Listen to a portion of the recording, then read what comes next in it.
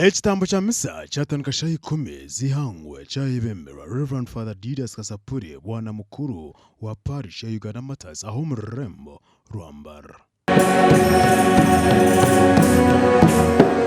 Amezi umukinanga yatandika kunabisa ibijeri by'abatendekwa be.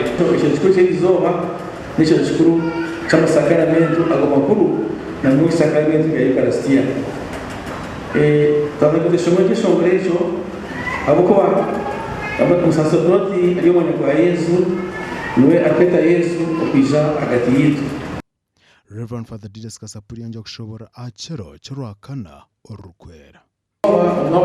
Sachira marakane iki na sibira tumaze ukurga ari Yohana 13 ukari Yohana kino namusanzu eje mteyona nishobora ibyari byo cyachira marakane neza marakasha ibiri hanuya ko nabe bwambe bukuru atubwe mu kwere muti ukunyishira ombegabe byonka Christian abo bari aho bona bari ko basasodoye.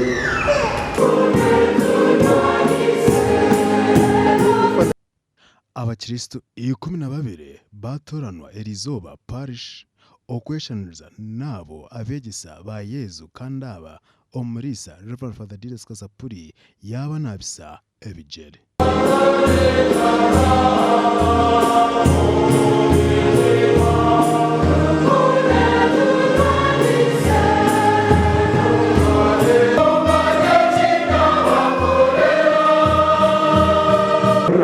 Ukesha shoka hiyo magaraga bwabani nabasaba tafera kimwe kureka nogera magara Urwakana urukwera omukiriza enkatolika n'ekiro cy'obutangiro bw'okubonabona kwa Yezu okwika kubambwa amusharaba ornorwakata n'urukwera okwika kiro obuyazoka ekinikiro kya Pasika.